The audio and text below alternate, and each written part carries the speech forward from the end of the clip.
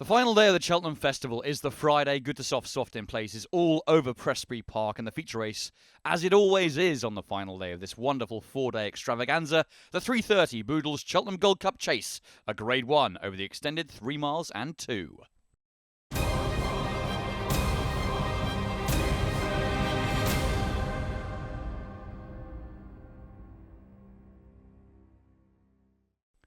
And opening the card, the 1:30 is the JCB Triumph Hurdle, a Grade 1 over the extended 2 miles. A really hot race, this one this year. Plenty of strength and depth, but Vauban is sent off, the 6-4 favourites. Commentary comes from Simon Holt.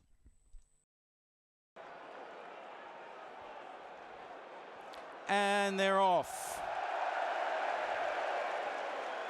Racing to the first in the JCB Triumph Hurdle, the first race on Boodles Cheltenham Gold Cup Day. Porticello leading at flight number 1, followed by in second Fidor, Ikari Alen, and Ilete Tomp is keen over on the inside, really under a stranglehold in these early stages. Vauban is handy, and they're followed by Lunar Power with towards the outside is Ages of Man.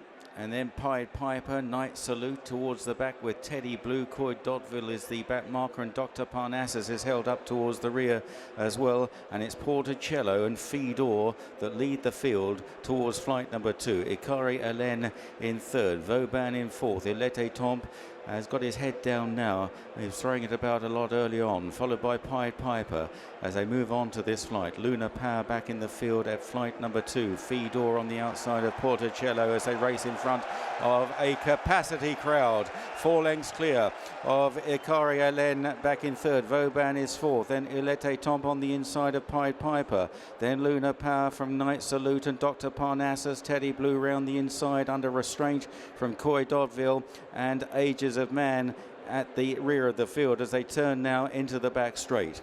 In the back there's 3 flights of hurdles to cross. Porticello and Jamie Moore on the inside of Davy Russell and Fidor. They've got 4 lengths on the field. Ikari Alen is in third. And then Vauban up on the outside, clearing this one from Ilete Tomp, and then Pied Piper.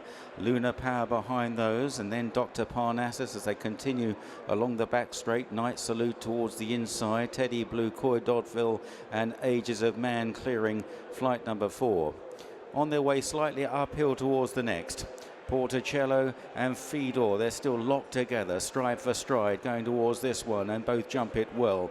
Vauban jumping well as well on the outside of Ikari Alen, and they're followed by Ilete Tomp and then Pied Piper, Lunar Power, and then Dr. Parnassus towards the outside as they swing left-handed going up the hill.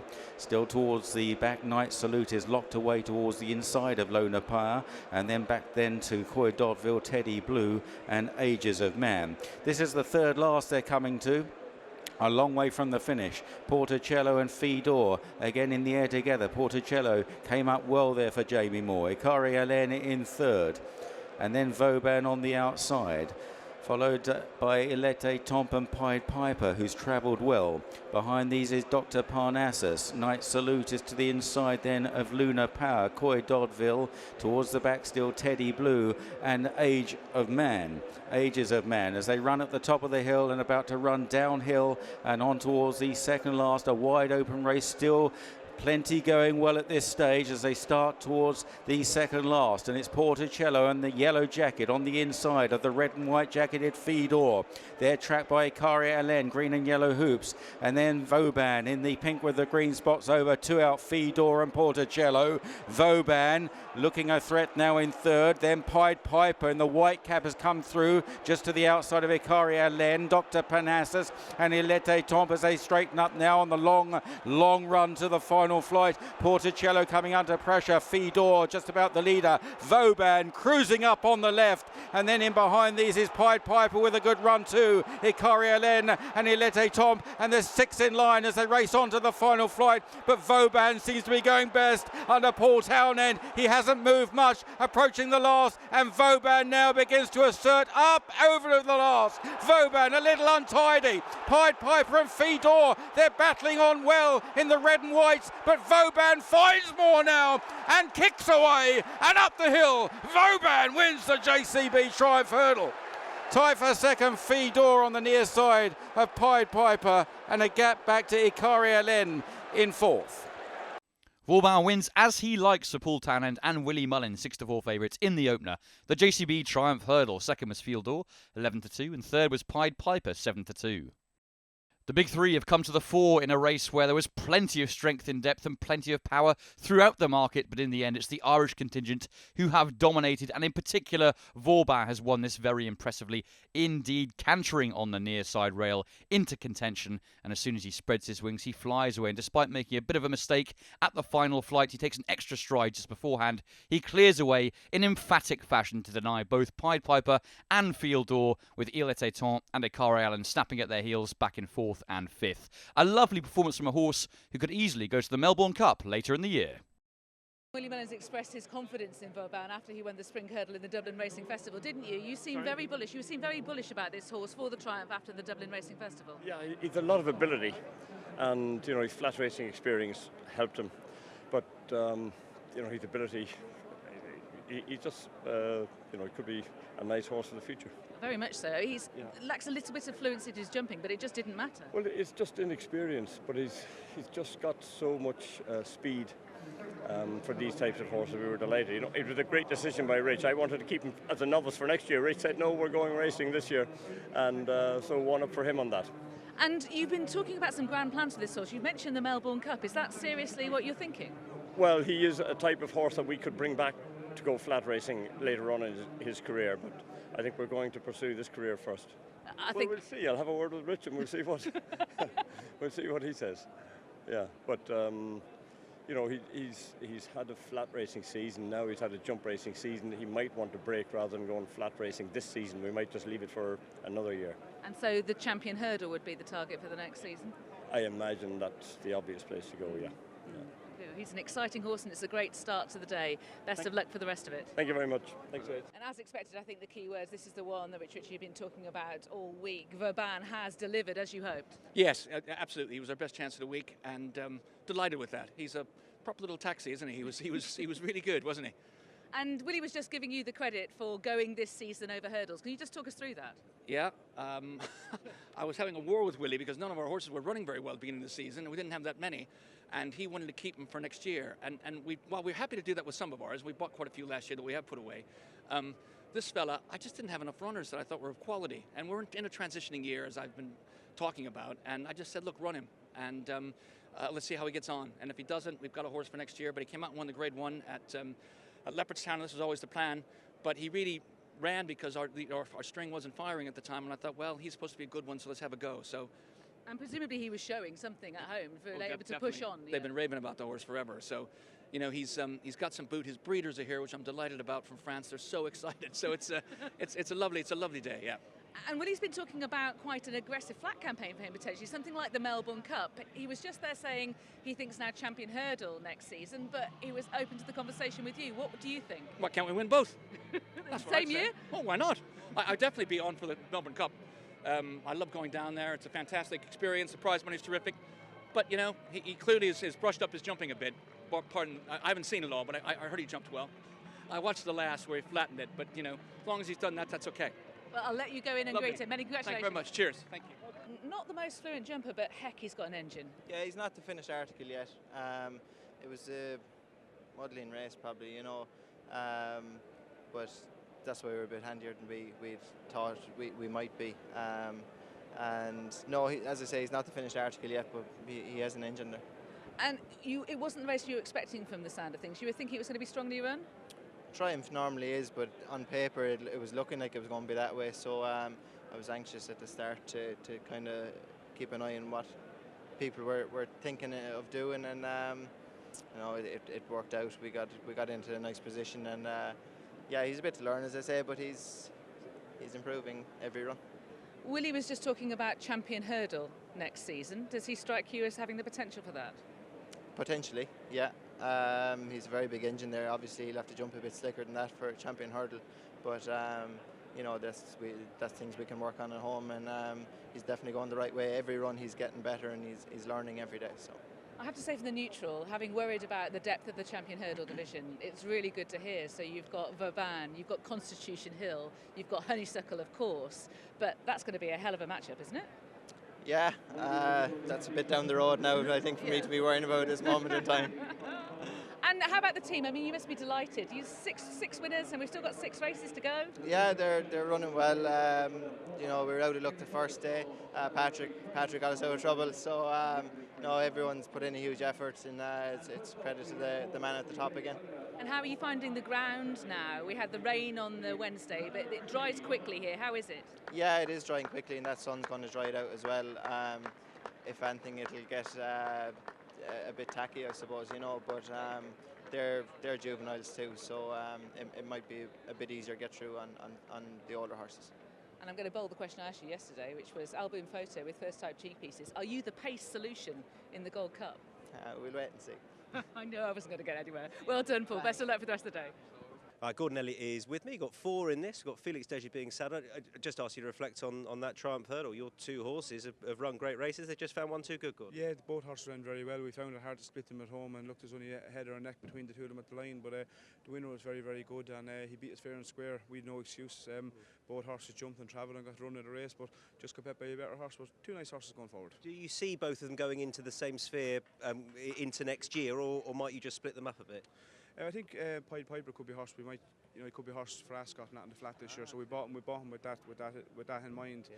Where Phil Dore, you know, he probably could jump a fence. He's a big staying horse. But 2 nice horses, and look at very proud of both horses. Ran great races and got great rides off both jockeys. Just on the week so far, how do you feel it's gone? I've had 2 winners. I'm very, very happy. We've had 7 seconds. I think 4 or 5 thirds, or 3 or 4 thirds, and a few fourths. But the horses are running well. It's a bit frustrating. We're hitting the bar with a lot of them, but we've 2 on the board, so I'm not going to complain. I'm happy. It's great to be here. Okay, so 4 in this. Call Me Lyrene was the first of them to be saddled, in great form. That's a plus. Yeah, he's in good form, but you know, I'd say probably just might be the wrong side of the handicapper. I take it that's why Rob's on. Yeah, Rob takes 7 off. You know, Felix is obviously a Grade 1 winner, but you know, he's very hot and cold at the moment. Top Bandit's going to the race in good form. You know, that is Top Bandit behind. He's got that red hood on.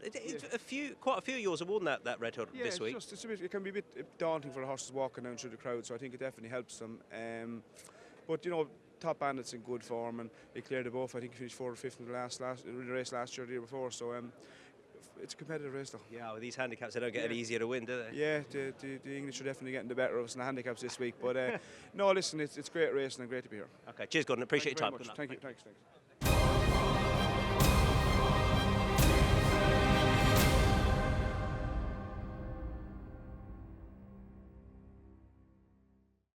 The 210 is the very competitive McCoy Contractors County Handicap Hurdle, a Grade 3 also over the extended 2 miles, just like the Triumph. State Man sent off the 11-4 market leader.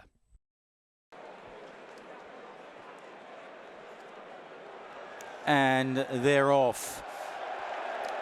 Away for the McCoy Contractors County Handicap Hurdle. Stepney Causeway and I Like to Move It are going to lead over flight number 1, chased by My Mate Mozzie. And then it cleared a Beaufort towards the centre. Nose-banded Boer Boy out wide of Irascible.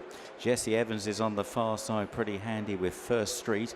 And they're followed by Colonel Mustard and Felix Deji as they make their way towards the second flight. Cormier is towards the outside of Top Bandit. And then towards the inside then is Bally Adam. Broomfield Berg, Tax for Max, further back Surprise Package and Favor. State Man on the outside, yellow sleeves in the second half of the field at the moment, with West Cork just behind him, and they're followed by Tempo Chapter 2 towards the rear, far out Gour de Large, and also Dice Art Diamond, and a diving effort there from Stepney Causeway, lucky to get away with it. Stepney Causeway still just the leader, Claire de Beaufort in second. I Like to Move It third, then Boer Boy, My Mate Mozzie on the inside, then towards the outside Irascible from Tritonic, and Felix Deji in First Street, then Cormier just behind Top Bandit as they make their way towards the back straight. Then Call Me Lyrene, who'd be about 10th or 12th at the moment. Bally Adams on the inside, Tritonic, and then State Man still just a bit worse than midfield from Broomfield Berg and Tax for Max. And then Guarda Large is further back with Surprise Package, and Dysart Diamond will be the back marker. Also towards the rear, Tempo Chapter 2 as they cleared that next flight. On quickly towards the next, Stepney Causeway out in front as they approach this one with I Like to Move It and Eclair de Beaufort for company. They're followed by My Mate Mozzie as they continue on towards the next. Just chasing the leaders is Colonel Mustard and then Felix Deji clearing this one. Boer Boy still handy towards the outside, the grey Irascible. First Street is up the inside as well, and already they're heading round a left-hand turn towards 3 out. Back in the field, Top Bandit, and then Cormier to the outside, followed by State Man. West Cork is following State Man's every move. Tritonic with those. Ballyadam towards the inside as they approach the third last. Stepney Causeway and Eclair de Beaufort are going to take this practically together from I Like to Move It over in third, and then My Mate Mozzie followed by Colonel Mustard. Boer Boy on the outside of Irascible, and then behind those Top Bandit. Handy on the inside still Felix Deji as they reach the top of the hill, about to swing left-handed. State Man still towards the outside, still quite well back with West Cork at this stage. Far out is also towards the back of the field, and also Castmate is right out the back as well as they now head on down the hill, and it's Eclair de Beaufort on the outside of Stepney Causeway, chased by I Like to Move It, My Mate Mozzie. First Street up the inside, then Felix Deji, Jesse Evans and Ballyadam. Irascible the Grey is still right there with Colonel Mustard. Cormier with a bit of a run. Boer Boys out wide, and then Tempo Chapter 2 over the second last, and Eclair de Beaufort led there under Jordan Gameford. The faller was Castmate, and running towards the final turn, and the leader's got 2 or 3 lengths on them here. Eclair de Beaufort on turning in, chased by Colonel Mustard in second place. There's a host of horses with chances. Cormier, Surprise Package coming there with State Man towards the left. On the far side then, in the centre, My Mate Mozzie. West Cork with his bid. It's State Man cruising up with Surprise Package and Colonel Mustard. West Cork, First Street, Ballyadam, and then behind these My Mate Mozzie and Colonel Mustard and State Man now heading on together as they approach the final flight. State Man up and over. State Man led the way. Colonel Mustard hanging left. First Street runs on well, then West Cork and Surprise Package. Oh, State Man's looks ahead of the handicapper here. He's kicked 2 lengths clear. First Street giving chase, but not enough. State Man, too good. First Street in second, back in third Colonel Mustard, West Cork and Ballyadam, followed home by Felix Deji. State Man wins as he likes, just like Vauban did in the opening race. For Paul Townend and Willie Mullins, a quick-fire double for the duo, 11-4 favourites. Second, First Street, 16-1. Third, Colonel Mustard, 30-2. And fourth, West Cork, also at that price. Well, people were saying beforehand, was State Man thrown in? Well, he certainly was. And a resounding victory in the county hurdle here. A maiden winner at Limerick last time out. The handicapper allotted him a mark of 141, which has proved far inferior to his actual ability. Indeed, his superiority has come well to the fore, and he's bounded away from them in the closing stages. A race that's meant to be one of the most competitive contests of the entire week, when he's made an absolute mockery of them. And State Man, quite clearly a graded horse in handicap company, has travelled very wide throughout under a Paddy Brennan-esque ride from Paul Townend, but nevertheless wins very impressively. 7 now for Willie Mullins at this 2022 Cheltenham Festival, and he was just praising the coolness with which Paul Townend was riding. I think he got plenty up his sleeve as well. He did, but I mean, it takes a special guy to go jump off where he did behind, that sort of confidence, and go around the outside. And, you know, I could see him coming down the hill. He had so much horse, trying to pick the right one to follow through. He picked the right one, came through, got the outside rail. And, you know, things, when you're riding with confidence, things just fall into place for you, and that's where Paul is at the moment. He's just in that zone. It's picture perfect, isn't it? It really is. And I mean, I know that jockeys like he have to get up after something like that when it happens with Galopin de Champs, but it's a test of the mettle nonetheless, the mental strength. It is, but the same with Paul every year. You know, when things go bad, he gets better. Yeah. Unfortunately, things have to go bad, but that's just the nature of sport, I suppose, and racing, but he just fights back. How good is this horse? Because you had plenty of options for him coming to this. Yeah. You know, he could have easily gone to the Supreme Novice, and, you know, we'll go back probably graded hurdle racing now after this. So we will, and probably go for the top novice in Punchestown. 7 up? Are you declaring yourself satisfied at this point? Or do you want more? We're delighted. We're absolutely delighted. Any day of a winner in Cheltenham is great, and to have a double is fantastic. So fingers crossed, things stay right. Can I ask one thing? I've been trying to get this out of Paul. The cheek pieces on album photo, does that suggest he'll be ridden more forward than previous times? He will. I don't think we'll be hanging around. Not sure there's a lot of pace in the race, but it helps him, I think, at this stage of his career. So it does. And Paul thought he was a lot better with them last time and in practice at home. That's good to hear, because it'll be a fabulous performance. Congratulations. Thank you again. Thanks.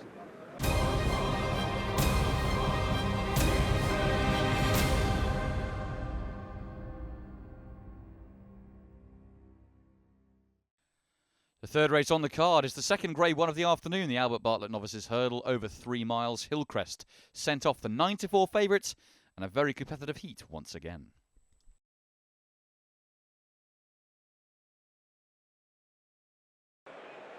And this time they're away. For the Albert Bartlett Novices Hurdle, starting off in the back straight, Staghorn on the inside of Bardenstown Lad. Chantreuse, Classic Getaway, Handy a little wider. As they race towards the first, Hillcrest is dropped in towards the back. Ginto is Handy in the white, green chevrons, red cap. Looked like Ramillies was a little bit slow over the first, with Ballygriffin Cottage towards the rear of the field. Quickly onto the second, Staghorn, Classic Getaway, the first two over that one, with Manila Kakuna on the outside. Chantreuse is Handy, Brawson is wide, Ginto, red cap, Bardenstown Lad on the inside over flight number 3. Then Where It All Began is back in the field just behind the Nice Guy. Rabelais on the outside, Marla Mission. And then Green Book is held up in these very early stages, rounding the top turn. Hillcrest held up on the inside, White Sleeves, then Eric Bloodaxe. And towards the back, Good Time Johnny and Ballygriffin Cottage as they run on now towards the next, climbing the hill. Staghorn from Classic Getaway. Manila Kakuna on the outside under treble seating, seeking Paul Townend. Brawson was over in 4th place. And then Ginto towards the inside of Chantreuse, Bardenstown Lad Handy, followed back in the field by the Nice Guy, the grey Ramillies on the outside, light blue jacket, Marla's Mission on the inside. And then back in the field to Hillcrest, Where It All Began, Green Book, Good Time Johnny, Eric Bloodaxe and Ballygriffin Cottage. So about to run downhill now towards the next flight on this first circuit.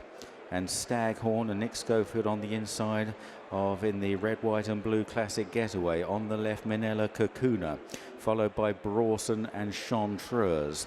And then behind these is Ginto in that red cap towards the inside. Staghorn wavering going into that flight, but jumped it very well.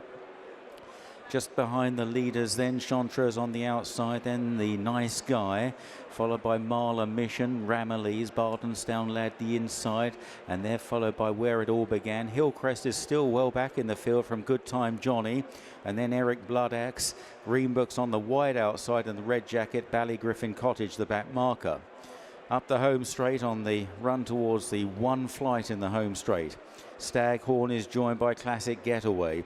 These two, Classic Getaway just going on from Staghorn. On the outside, Manila Kakuna. Ginto is 4th, far side of Brawson. And then Chantreuse as they jump this one, followed by Marla Mission and the Nice Guy together. Then Ramillies further back. Then behind these is on the inside, Bardenstown Lad alongside Hillcrest, who just improves a place. Then Where It All Began and Good Time Johnny, Green Book, Eric Bloodaxe, Ballygriffin Cottage. Into the back straight, and Classic Getaway has got across now towards the inside ahead of Staghorn, with Manila Kakuna racing strongly on the outside. Brawson is still Handy, then Ginto the inner, Chantreuse and Marla Mission on towards the next flight. And Manila Kakuna rising first there, clearly from Classic Getaway, as they continue on now towards the next. Manila Kakuna on the outside of Classic Getaway, Brawson. And then Ginto towards the inside. Oh, the leader dives at that one, was long. Just about got away with it, stumbled slightly on landing. Manila Kakuna, he's okay, he's going on strongly still under Paul Town. In a bit of a scare there as they jump the next. Ginto wasn't great at that flight. as they continue up the hill. And it's Manila Kakuna from Brawson, Chanteuse, Ginto. The Nice Guy is quite close up. Staghorn just pushed along. Marla Mission to the inside. Bardenstown Lad. And then Ramillies. Hillcrest is well out of it and looks like being pulled up. A very disappointing run as they go towards the third last. Brawson and Manila Kakuna. Manila Kakuna into it and jumps it brilliantly this time from Brawson. Slow there was where it all began as they continue on the far side of the course. Some of them getting remote. Staghorn, Eric Bloodaxe pulling up too was Classic Getaway, and it's Manila Kakuna who leads the way by a half length to Brawson, and Jamie Moore running a big race. Chanteuse is in third, then Ginto in fourth. The Nice Guy, Bardenstown Lad, Marla Mission, then Ramillies towards the outside. Good Time Johnny, Greenbook, and then Ballygriffin Cottage, and where it all began as they start on down the hill towards the second last. Manila Kakuna and Brawson are 1 and 2. Chanteuse, and then behind these is the Nice Guy. Ginto on the right in the red cap. Here it is, 2 out. Manila Kakuna up and over, but only narrowly from Brawson. Ginto switched off the inside. Chanteuse, and out wide coming there very strongly is the Nice Guy under Sean O'Keefe, and 5 kicking away though. Ramillies, the grey, is also staying on well from the back of the field.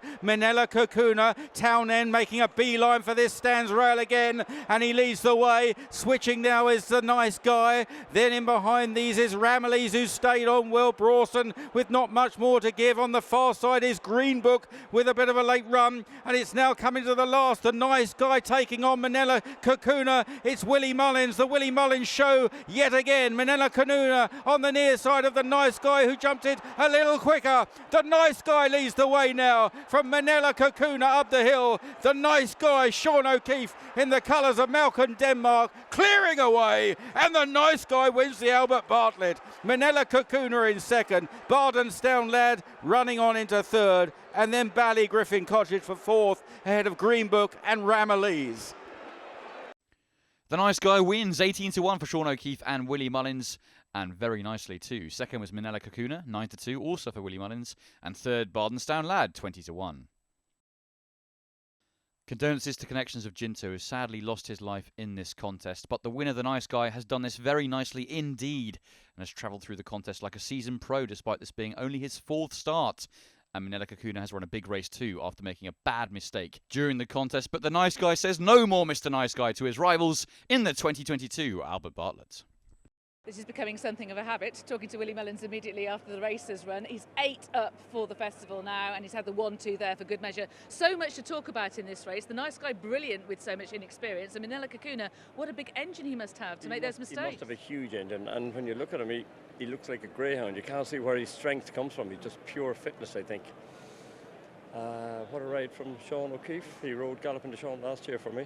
Very cool rider. An up-and-coming guy that's going to go places, I think. You've been entrusting him with some major rides this season. Energamen one, Concertista another. Yeah, you know, I think he's someone that's going to come through the ranks, so it's always nice to have people coming through, but I'm sure Paul is not going anywhere for a while yet. Of course not, of course not. And so what were you thinking about the Nice Guy coming in here? Well, things didn't go to plan. I had said to him to be in the first 6 or 8, and he obviously just couldn't go the pace, so he elected to drop him back in and just creep his way around. And that's the good thing about fellows like that. They have the confidence to change. He didn't rush him up and didn't try and get him out of his zone, because he couldn't go fast enough to keep up to my instructions. But so I like a jockey with that sort of confidence. But the horse shows me nothing at home. I was within that of telling Malcolm maybe we should just sell him. Then we said we'd give him a run. He won. We said and Malcolm wanted to go chasing, and we said or hurdling. It's too late in the season to go hurdling. We'll give him another run, and he won his 2nd bumper. And then we said, right, we'll give him a run, and he won his hurdle, and now he's here today. So he's just keeps improving all the time. And you've won Malcolm Denmark his first success at the Cheltenham Festival since the year 2000. So many congratulations, Willie. Well done. Thanks again. Thank you. Thanks, guys. Sean O'Keefe has just ridden his 2nd Cheltenham Festival winner, his first, of course, on Galloping de Champs in the Martin Pipe last time. This one is an important one, a grade 1 on the Nice Guy for Willie Mullins, bringing his total up to a record-eating 8. all of that. I mean, how are you feeling? Very elated. Yeah, it's great. The first Grade 1 winner to do it here as well. It's unreal. It's absolutely fantastic, and your career has just rocketed into fast forward this season. Don't you feel the support that Willie Mullins has shown you? Yeah, definitely. Since the win here last year, Willie's put a lot of faith in me and given me loads of chances, and for all the owners to let me ride their horses and everything as well. It's been a big boost, and it's just great to come here then and get a big winner as well. And what's the feeling for you when you're trusted with horses like Energumen and with Concertista, and that a man like Willie Mullins is putting that faith in you? Yeah, I suppose you have to take confidence from it that he's trusting you into riding him, and I suppose you have to believe in yourself when you're riding them good horses. They make the job a lot easier as well. Willie does a great job with them, and they're always spot on for the day, and makes my job a lot easier. Let's talk about the job today and the job that you have just done. Talk me through the Albert Bartlett. He's a very relaxed horse, and he was actually a little bit on his head early on, but I said the further I was going, the better he seemed to be travelling and jumping. Willie's done a great job. He's very inexperienced with only one hurdle run, but in fairness to him, his jumping was good, and I knew at the top of the hill he was really nice, starting to come on the bridle then, that I was going to have a good chance. But you had a Willie Mullins horse to beat. Yeah, that's it. Paul was there. I suppose I knew Paul was probably a bit keen and things through the race. So I was hoping that he mightn't find a whole lot once I got upsides him. He's really good, this horse. He must be, to be that inexperienced and cope with a race like that. Definitely. I think he's a very likeable horse. So he never shows you a whole lot at home, and he's just so laid back and relaxed. And even in the race, he probably wouldn't be giving you the feel. But as I said, the further you're going, I think the better he is. The 3 miles has brought out a lot in him, and he's a very exciting horse now for the owners, Malcolm Denmark, and he's only going to improve, and so it's hard, don't know where the limit is for him. Malcolm was crying in the winners' enclosure. It has been since the year 2000 in Monseigneur. He hasn't had a winner. He's been such a supporter of the sport. Yeah, that's a great supporter, and he's had a lot of good horses, and it's great now that hopefully that'll go on and give him more future winners here too. I think you can take some great pride in that, because you've given a man something that he really will cherish, and also give me the feeling in the team, because that's a record equalling at the festival, 8th winner for Willie Mullins. You must be flying high. Oh, definitely.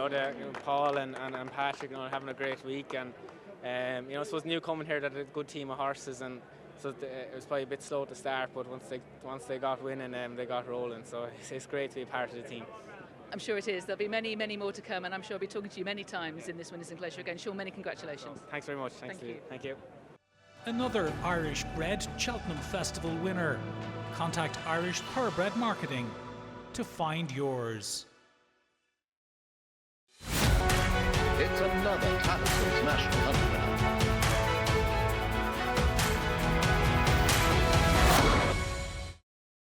We had a warm order at the top of the betting in the former Hillcrest, ridden by this man, Richard Patrick, and it didn't work out. But I've seen you smiling, and that tells me the horse is okay, most importantly. Yeah, exactly. He's come out of it all fine. I'm not quite sure what the problem was. I don't know if it's the end of a hard season, or I don't know. He's felt amazing at home.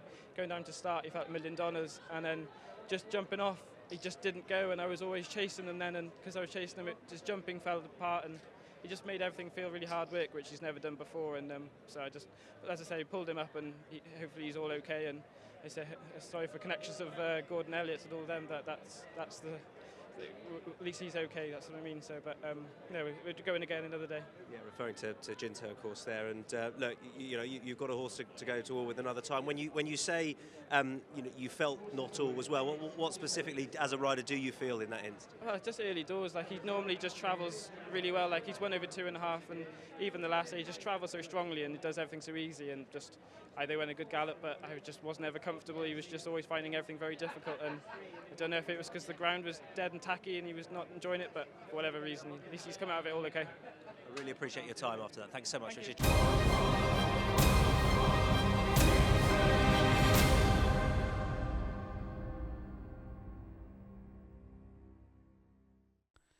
The blue ribboned event is upon us. The 3:30 is the Boodles Cheltenham Gold Cup Chase, a Grade 1 over the extended 3 miles and 2 furlongs. And A Plus Tard is sent off to 3-1 favourites in the big race of the week.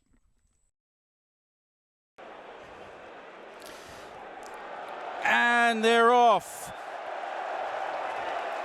Away for the Boodles Cheltenham Gold Cup and on towards the first of 22 fences. Tornado Flyer on the far side with Galvin in the red cap. Down the centre, Album Photo and also Santini, who was certainly one of the leaders. Asterion Phalange, the grey.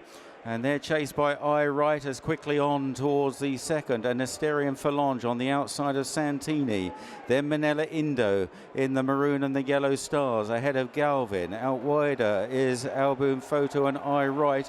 And they're followed back in the field by A Plutar, Protectorat, Royal Pagaille. And towards the rear now, Tornado Flyer and Chantry House still towards the inside. So heading on towards the back straight for the first time.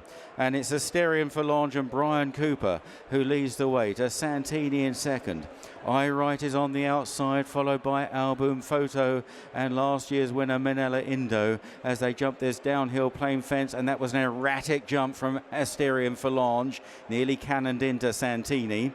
I Right on the outside, Manila Indo, Album Photo, wide is Royal Pagaille, further back Protectorat. And then behind these is A Plutard as they jump the water jump, Galvin, and then towards the rear Chantry House, and Tornado Flyer is the back marker. Now an open ditch. Asterion Phalange jumping away to the right again slightly from I Right and Santini in third. Manila Indo and Album Photo, Galvin on the inside, and then the outside Royal Pagaille in the pink jacket ahead of the yellow jacket Protectorat as they jump another plain fence. A Plutard in the red, white sash, blue cap just to the outside of Galvin on the rail, and then Chantry House and Tornado Flyer. Heading uphill now towards an open ditch. Asterion Phalange and Santini, with I Right putting in a good jump on the outside, landing level with Asterion Phalange. Royal Pagaille has made ground now, up into fourth on the outside of Album Photo as they approach a plain fence, and then Manila Indo followed by Protectorat and Galvin clearing this one. Tornado Flyer's been just a bit sketchy at the back as I Right now takes over at the top of the hill. I Right from Asterion Phalange and Santini. Royal Pagaille, Album Photo on the inside, Manila Indo, Protectorat and A Plutard as they jump this plain one, Galvin, and then Chantry House and Tornado Flyer in the rear.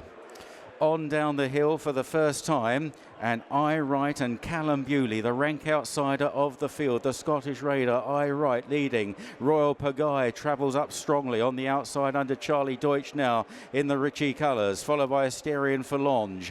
They're tracked by Album Photo, the dual winner. Santini on the outside, Manila Indo back on the inside, and then behind these Protectorat.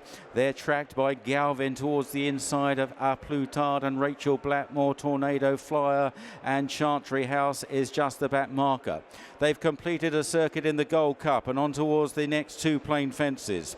I Right and Asterion Phalange, Royal Pagaille, out wide Santini as they take this one. The leaders jump it well and all jumping boldly and well over that one. On towards the next, this will be the last after another circuit, and it's I Right and Asterion Phalange and Royal Pagaille who are in the air together. Santini is out wide in fourth place, then Album Photo in fifth. In sixth is Manila Indo as they race in front of the packed enclosures. Behind these then is Protectorat on the outside of Galvin. A Plutard third last, second last Chantry House, and the back marker is Tornado Flyer.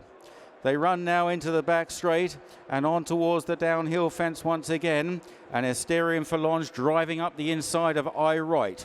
Royal Pagaille is out wide, taking this one, and it was Asterion Phalange and I Right in the air together, with Royal Pagaille wider. Out widest of all is Santini. Album Photo and Manila Indo both travelling nicely, tracking the leaders. Then Protectorat and Galvin on the inside. Galvin arsed up there on the inside by Davy Russell at the water jump. And behind these at the back, Tornado Flyer, Chantry House switched out wide. A Plutard held up behind them, an open ditch, reaching for a Asterion Phalange. They're all safely over and they're all still standing as they head on towards the next fence. And this is Asterion Falange on the inside of I Right, asked up Asterion Falange. And the tap is being gradually turned on now. I Right, Royal Pagaille. Santini's on the outside. On the inside, Manella Indo. And then behind these Album Photo, here's an open ditch. This is 6 out. Asterion Falange from Royal Pagaille. I Right, back in third, Manella Indo. Santini out wide of these. Album Photo Protectorate. Then Plutard and Galvin. Tornado Fly, Chantry House is being pulled up at the 5th last. Asterion Falange is taken on by Royal Pagaille. Charlie Deutsch on Royal Pagaille. On the outside of Brian Cooper on Asterion Falange, Santini and Nick Schofield. Manella Indo and Robbie Power right there. And then out wide of these, Album Photo and Paul Townend at the 4th last. Asterion Falange a much better jump than Royal Pagaille, who took a real chance. Manella Indo now coming there strongly. An open race, followed by Album Photo. Protectorate getting into the race under Harry Skelton on the outside. Then Galvin, Plutard and Santini. This is the 3rd last. Asterion Falange just about the first to rise from Royal Pagaille, rallying, but Manella Indo has now come through to lead. Last year's winner, Manella Indo, sent on by Robbie Power, chased by Asterion Falange. Then Royal Pagaille, Album Photo making a run. Protectorate on the outside and Plutard, but Manella Indo is the one to catch as they race towards the 2nd last. Manella Indo has kicked 3 lengths clear. Plutard now chasing over in 2nd. Protectorate in 3rd on the outside, in between the final 2 fences, and Plutard is cutting Manella Indo back. The first 2 from last year, they're going to jump the last together, and it's Plutard who got away much quicker, and Plutard is storming up the hill, 6-7 lengths clear in the hands of Rachel Blackmore. She won the Champion Hurdle on Tuesday,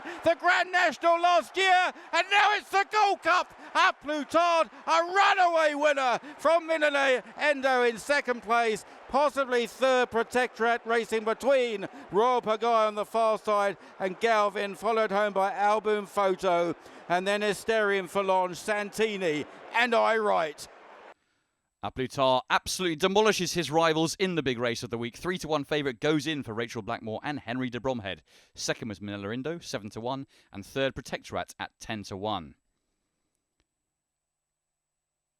A comprehensive obliteration in the biggest race of the week at the Cheltenham Festival, the Cheltenham Gold Cup, as Plutard turns this into a procession. He has to weave between rivals coming to 2 out as Manella Indo jumps in front, but as soon as he gets clear passage out from in behind Manella Indo, he powers away and the turbo really kicks in. This turned into a battle of speed, and in the end, Plutard has definitely proved most suited to the way the contest was run. But no doubt about it, he is by far the best horse in this race on the day, and indeed has found conditions very much to his liking. Despite drifting towards the centre of the track in the latter part of the contest, the race was very much over and done with, and the Cheltenham Gold Cup goes the way of Rachel Blackmore in 2022.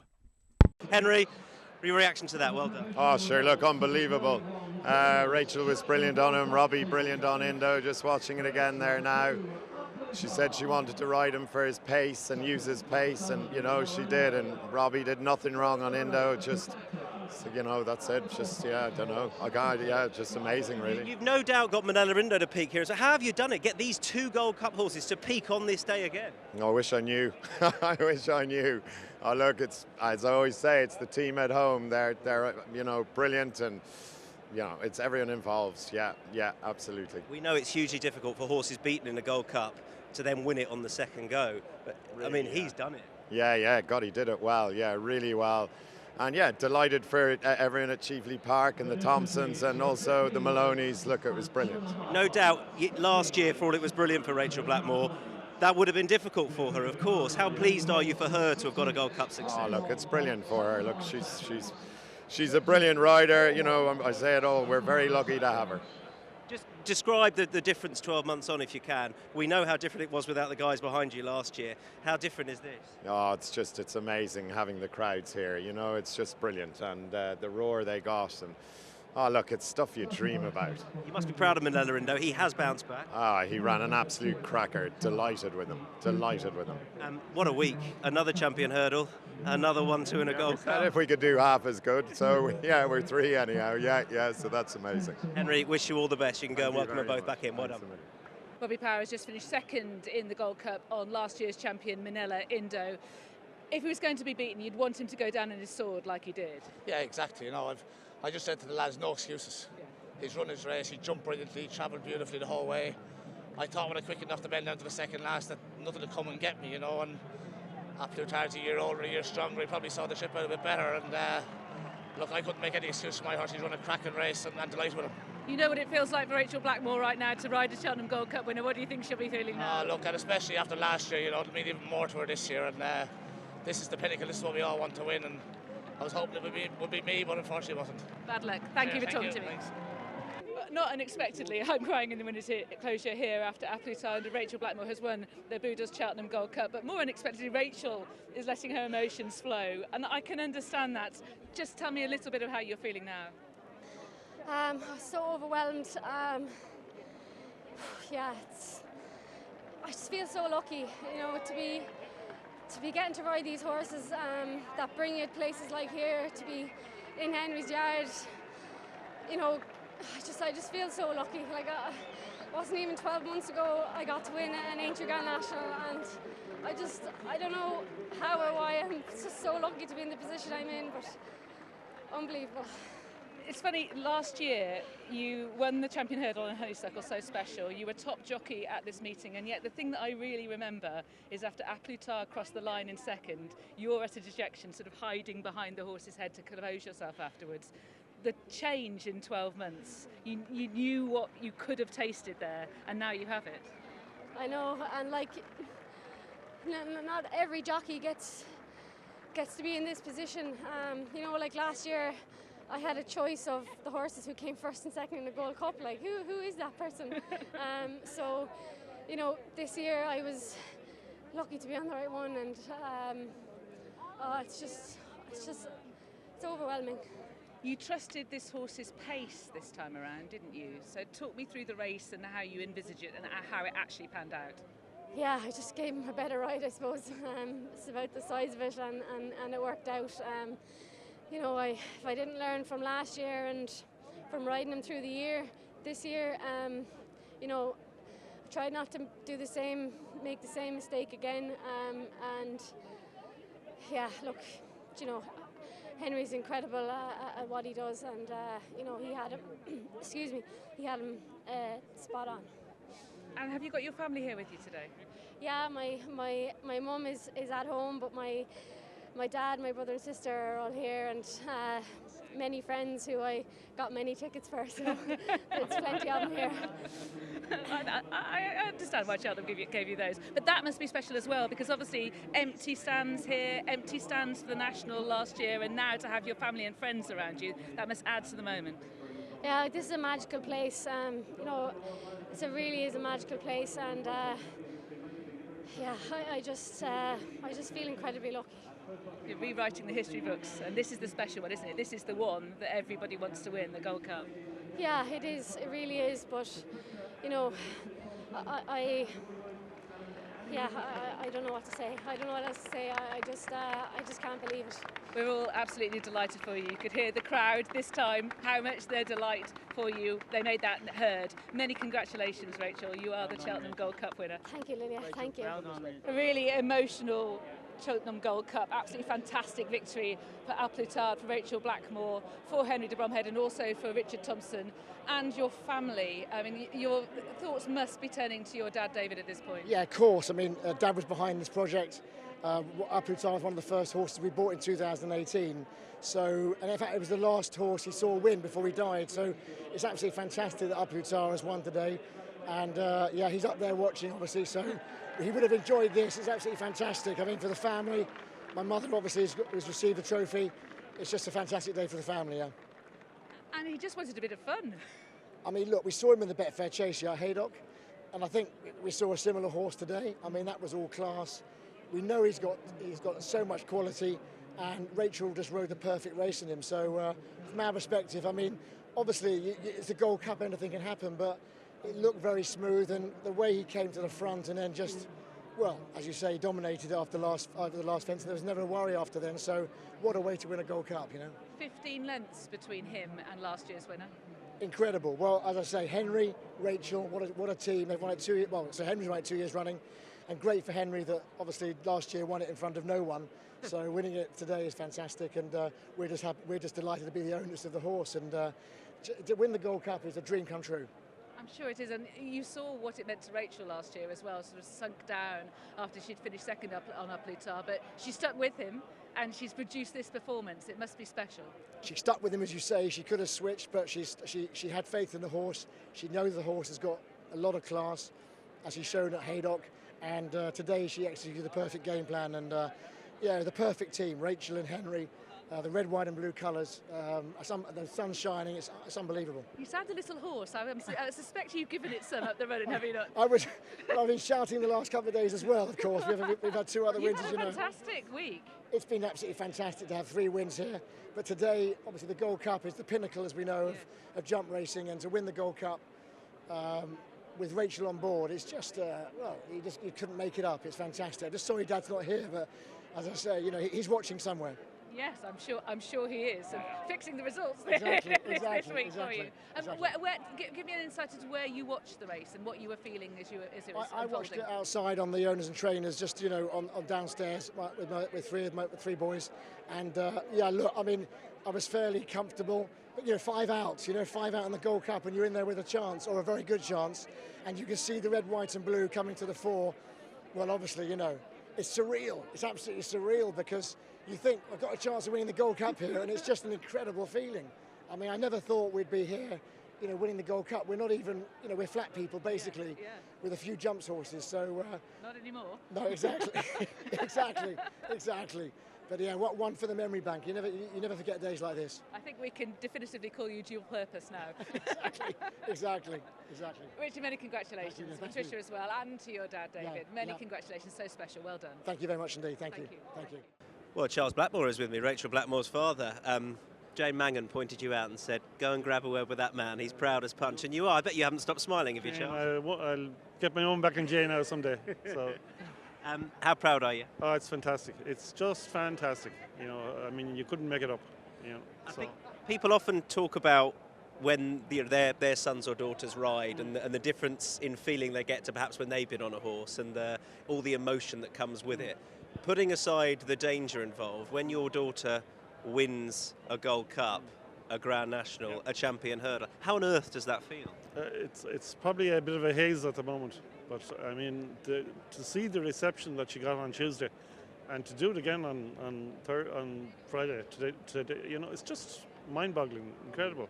So everything else pales, so it's fantastic. Her brother, Jonathan, her brother, and Charlotte, her sister, are both here today. So to get us all here was brilliant. So her mum's at home, holding the fort. So she's jumping around the kitchen now at home at this stage. I bet she mentioned in her interview with Lydia, Rachel? She said, mum's at home holding the fort. So have you had a chance to speak to her? I have, yeah. She's over the moon, and so happy that we're all here, So. But so because it doesn't all. Jonathan came from New York, so just per chance he's here. A last-minute decision, and now he's here, and it's brilliant. Were you able to be here last year for Honeysuckle? No. So we missed that. So this makes it all the more special. Yeah, we were here. Emer was here with me on Tuesday, so we both experienced that, and the roar she got. The support she's getting from both sides of the water is just incredible. You know what I mean? The people are so kind to her, and it's a unique sport, and so many strands have to be pulled together to pull off something like this. Owners, trainers, jockeys, horses. You know what I mean? So it's unique that they've pulled it off, and So. Has it sunk in how popular Rachel is? Because I know after the Grand National last year, Ireland, she was mobbed. She still is. I mean, goodness knows what's going to happen now. But has that sunk in for you? Yeah. Well, look you're being collected from the airport, and they ask you the taxi man, ask me have I an interest, and I have a daughter riding. Is that Rachel? It's not. It's just her first name is used. So yeah. She's known all over now. So. I'm delighted for you, delighted you could be here as well, and it must be a huge family day, so many congratulations to you as Rachel's dad. Well, thank you very much to Racing TV for all, because the coverage is all fantastic, especially when we are at home and can't be here. You know, for a lot of races we can't be at all the races, like, so it's great to have the coverage and, you know, have you guys keeping us informed, you know. I'll be honest, people like Rachel make our job a heck of a lot easier, that's for sure. Okay. Thanks so much, Charles. Well, thank you very much. Thank you very much.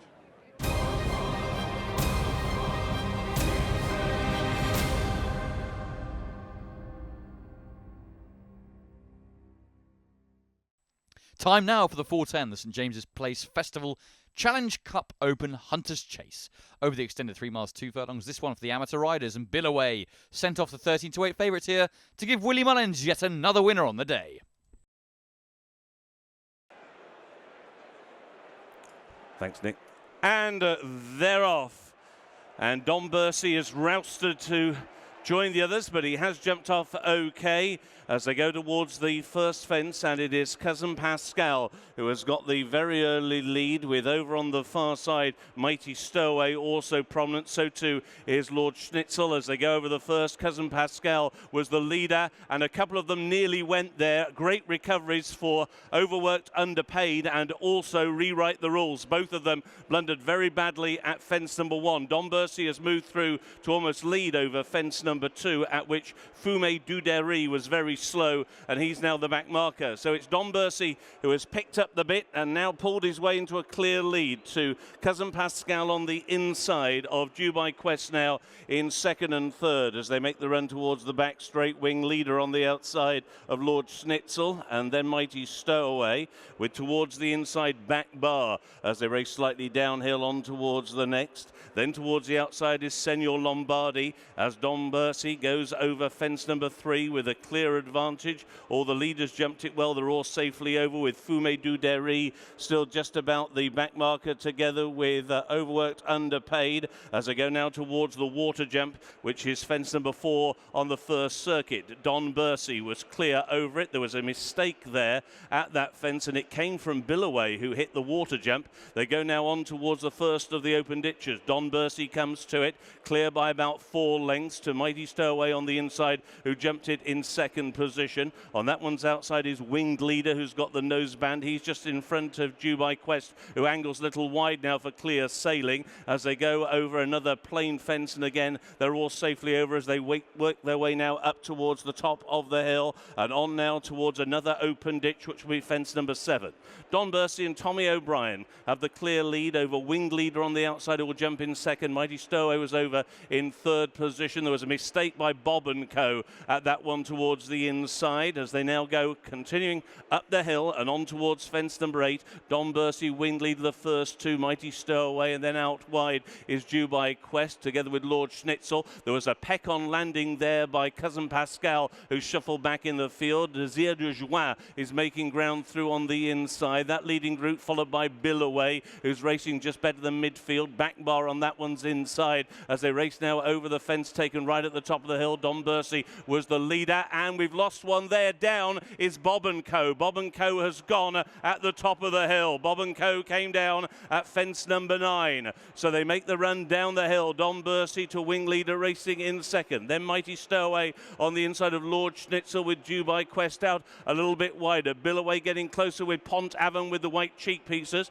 Then towards the inside, Cousin Pascal, who's followed by Desir de Joie. Then on the inside is Back Bar. Pushed along already is Mombeg Chit Chat as they now race to the bottom of the hill. Senor Lombardi making ground on the outside. There's a break then after the main body of the field to Overworked Underpaid, who races alongside Rewrite the Rules as they make the turn into the home straight for the first time. Totally tailed off now at the back of the field is Premier Magic. He's struggling very badly. Also the previous winner, It Came to Pass, is a long way back as Don Bursey takes them over the next. Not in contention so far, Fume Dudery, who's really been out of his comfort zone, and Point the Way is also in the rear division. Pulled up at that next fence was Premier Magic. Premier Magic has been pulled up. So they make the run now out into the country in the St James's Place Festival Challenge Open Hunters Chase, and it is Don Bursey who leads the way. Two on the inside, Mighty Stowaway in second, Wing Leader in third, and Lord Schnitzel in fourth. Dubai Quest on the outside is racing in fifth. Cousin Pascal is in sixth. Billaway is racing in seventh. Senor Lombardi is eighth around the outside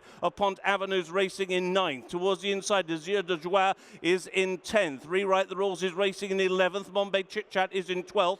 Backbar is in 13th. And then in 14th is Fume du Derry as they go over the slight downhill fence. Again, all the leaders safely over, but there was a very bad mistake at the back of the field by Fume du Derry. And also tailing off now is Overworked Underpaid. They go now towards the water jump, which is going to be fence number 14. Don Bursey to Wing Leader, who were the first two over it, and then Mighty Stowaway, who's been ridden along. Dubai Quest plotting a wide course, but getting closer, and so too is Lord Schnitzel as they go over another open ditch. The penultimate open ditch in the contest. Pont Avon hit that fence pretty hard as they now go on towards the next plain one, which is the 16th. Don Bursey on the inside of Wing Leader, the first two. Dubai Quest over in third. A mistake in fifth by Lord Schnitzel as they crossed over that. And now they take a slight dog leg turn, and pulling up at the back of the field is Overworked Underpaid. He's been pulled up at the back of the field. They go now towards the open ditch, the 17th. Winged Leader has jumped the lead over Don Bursey, who hit that fence in second. And now he's been engulfed by a couple around the outside. Dubai Quest, Lord Schnitzel, Mighty Stowaway, then Pont Avon. The rider of Don Bursey is about to pull him up, I think, going up the hill as they now go over the next, and it was Winged Leader and Barry O'Neill who have got the lead now. To on the outside, Dubai Quest and Gina Andrews, Lord Schnitzel and Chris O'Donovan, and then on the inside, Mighty Stowaway and Jamie Codd, followed by Pont Avon and Alex Chadwick racing in fifth. Billaway, Patrick Mullins in sixth as they go over the fence right at the top of the hill. Next to the field is Senor Lombardi, and now they begin to make the run down towards the third from home, and it is Winged Leader for Northern Ireland who just has the lead. Mighty Stowaway is there, then Lord Schnitzel at the moment. Ireland 1, 2 and 3. Dubai Quest on the outside. Billaway is staying on, he's jumped in fifth position. Pont Avon was over in sixth, then Senor Lombardi is in seventh, and everything else is totally tailed off, most of them pulling up as they begin to make the turn back towards home. Wing Leader on the inside and Barry O'Neill on the outside. Mighty Stowaway and Jamie Codd, they're now a long way clear of Billaway and Patrick Mullins in third. In fourth is Dubai Quest. Two fences to take in the Fox Hunters, and Wing Leader for Northern Ireland is in front, and he sails over the second from home. It's clear by 4 lengths to Mighty Stowaway in second. Billaway continues to stay on now. He's challenging for second. He's running out of time to peg back Wing Leader, who comes the final fence. He's still clear by about 5 lengths. Billaway is building up ahead of steam in second. Mighty Stowaway is in third. Wing Leader needs the line, and now his lead is down to only 3 lengths. Billaway continues to surge on the outside. Wing Leader or Billaway? Will the post come in time? It's very tight. Billaway on the outside. He may have got there, but it's terribly close. Billaway on the outside of Wing Leader, followed by Mighty Stowaway. They were a long way clear of Dubai Quest and Senor Lombardi, and then Pont Avon got home as well. One of the most exciting finishes of the week goes the way of Billaway in a thriller 13-8 favourite for Patrick and Willie Mullins. Second, Wing Leader, Heartbreak City for that one, 9-2, and third, Mighty Stowaway at 33-1. A neck between the front two, and look at the position of Billaway rounding the home turn. He's a mile off the front two. And as Wing Leader comes to the second last, he has a very copious lead over the second and jumps it really well. It looked for all money that he was home and hosed, but he was getting a little bit tired in between the second last and the final fence as Billaway finds a new lease of life under the Patrick Mullins drive, comes to the last and jumps it with a land just as the leader did, but as the leader starts to find his stride slightly slower, so Billaway comes down with renewed efforts under a potent Patrick Mullins and gets up in the very final throws. It did not look likely. He only hit 20-1 in running though, and some punters clearly thought Billaway always had this in safekeeping. Well, he got pretty close, but in the end, Billaway lands the Fox Hunters.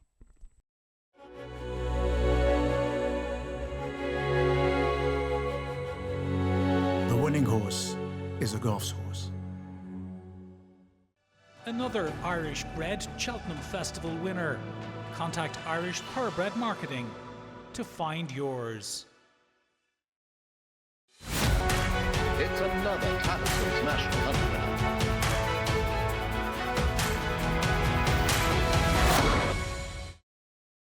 Just talking to Willie Mullins here after seeing Patrick Mullins, his son, win his first Fox Hunters here on the horse that's twice finished second, Billaway. That was some ride.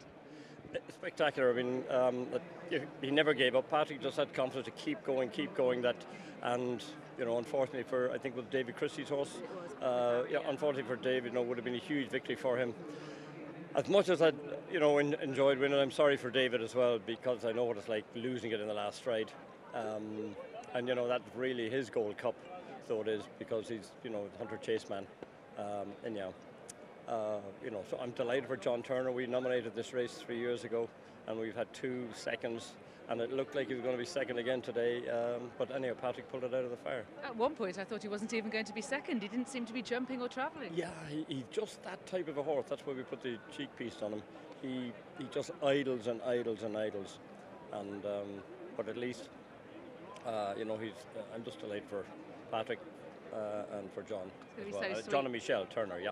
It'll be so sweet for Patrick, this success. So he's wanted this one. It is, yeah. I mean, it's the race we both of us tried to win. Well, as a father and son team, I mean. Sorry. Yes. So I'm very pleased for Patrick to do it.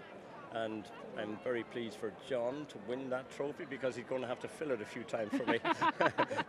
It's the biggest trophy, I think, and it's the trophy we've been trying to win for years. We don't have too many hunters, but at least there's the finish again. Yeah. Agonising, isn't it, when you're like that? Poor, I feel sorry for David, because it was his probably one chance to have his Gold Cup, but he'll be back next year. Next year, yeah. Absolutely. And this is your 9th success, and that means in a single Cheltenham Festival, nobody has trained that many winners before. Thank you. I don't know. I didn't. Yeah. I suppose since the 4-day festival, things have changed number-wise, for people, and there's more races too. So I imagine this sort of thing is going to happen more regularly. Yeah. If you stick around, I think it will, Willie. Well, but if they go to 5 days, it'll be probably someone will do it easier. Sure, whoa now.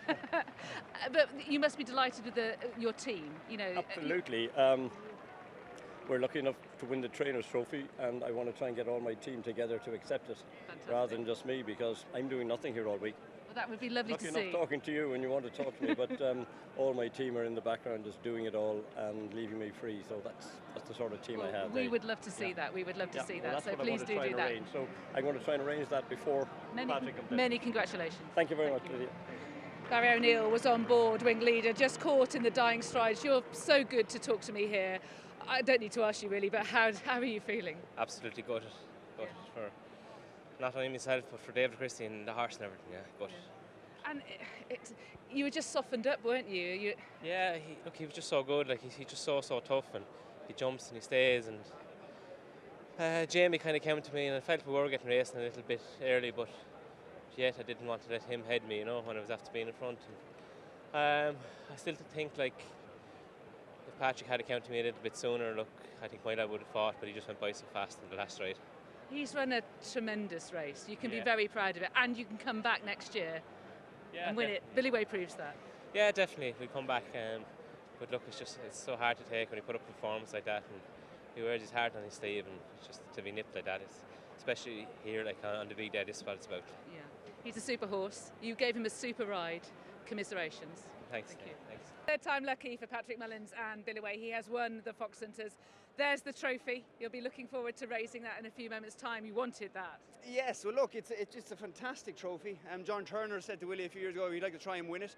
Willie pinpointed this horse for it, and it's taken a couple of years, but we got there. And Rachel will be bringing home the Gold Cup. That's much smaller than this one. So, Tippling by comparison. But no, magic to win it. It's a race with such history, and I need to get the Kim Yor now to get the lot. I think maybe John Oakes and Derek have the three of them maybe. Yeah, that would be fantastic. I'm sure you'll be determined to get it. Your determination was evident in this race. How did you get him going? He wasn't really travelling. He wasn't really jumping. No, and we put Cheapy's on to do that, and. He's not the most fluent jumper, but when he has loads of scope, whereas today everything was an effort. And the last lap, I had to keep asking him, and he kept coming. but he was brave. You know, when you see your hooves coming out in front of you, and he was getting quite low, and I could hear him grunting after one or two.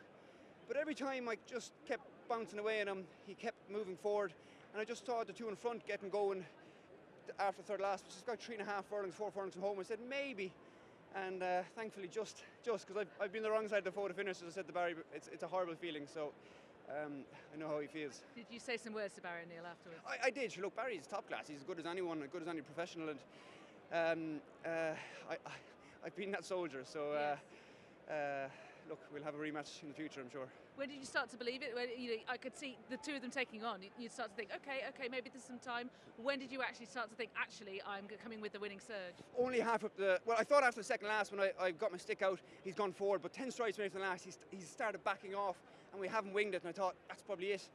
And then he's got going again, and about half up the line, I could just see the Barry's horse wasn't going forward anymore, and I didn't know where the line was. I didn't know if I was in front. I was looking up at the big screen, because I've been doing photo finishes the last 2 years I rode here, so so it was great to be the right side of it.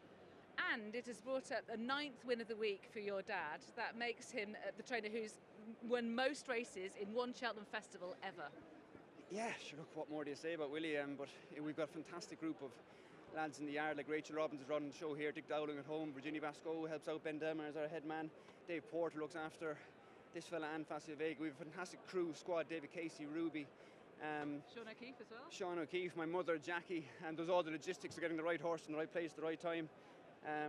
So he pulls the strings, but he's got a great team behind him. And he has just said that he's going to, when he has the trainer's trophy, he's going to get the whole team around him on the podium, which is going to be sweet to see, isn't it? Yeah. Look, you saw what the champion chase meant to him. You know, he might be very cool and calm, but this is special. Yeah, it's a culmination of all that hard work. It's very much deserved. Congratulations to you, just to Kim Muir now. Just to Kim Muir. Well, he might not be any help to me there, unfortunately, with his stats. But anyway, thanks very much. Thank you. Okay.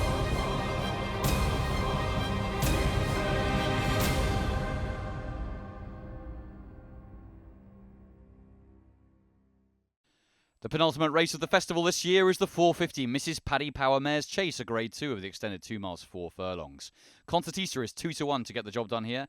Ellie May 9-4 and Mount Ida next in at 5-2, a very close-knit top of the market.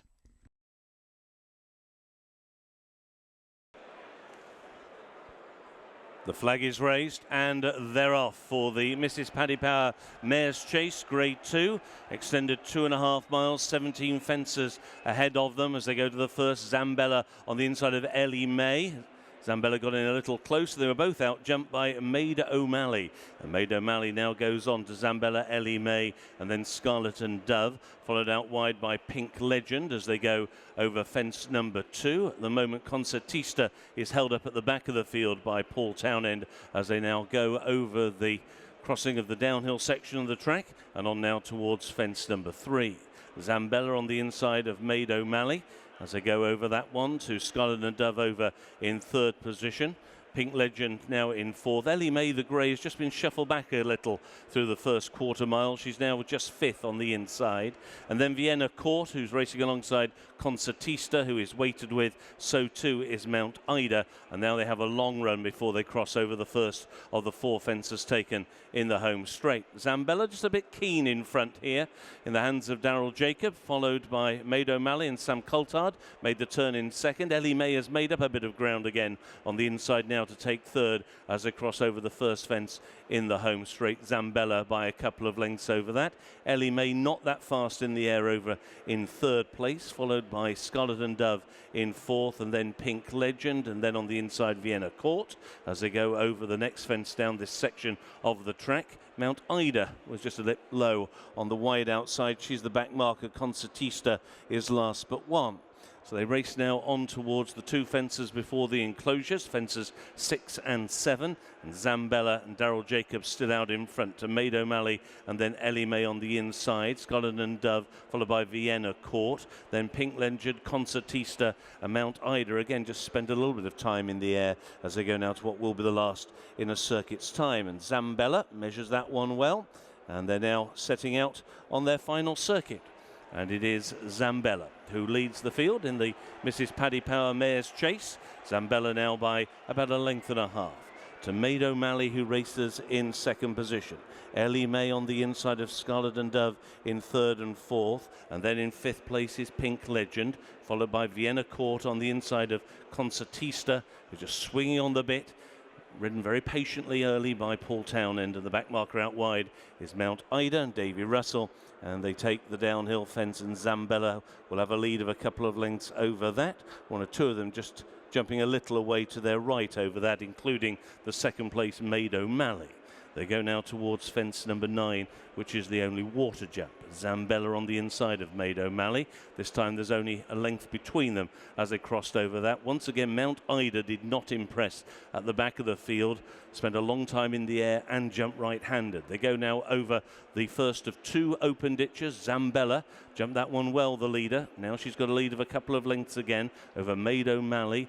And then Ellie May on the inside of Scarlet and Dove. Vienna Court, followed by Pink Legend as they go over another plain one. A mistake there by Concertista on the inside. She just trailed her hind legs through that particular plain fence. It did not check her momentum. She lost very little ground, and still she's in front of Mount Ida as they go over the open ditch. Zambella by about 2 lengths as they crossed over that ditch. To in second, Maid O'Malley. And now they climb right to the top of the hill. The leading Joe have a break of 4 lengths over Ellie May on the inside of Scarlet and Dove, and then Pink Legend out wide of Vienna Court as they get over another plain fence. Concertista right there on the inside, and Mount Ida is still the back marker.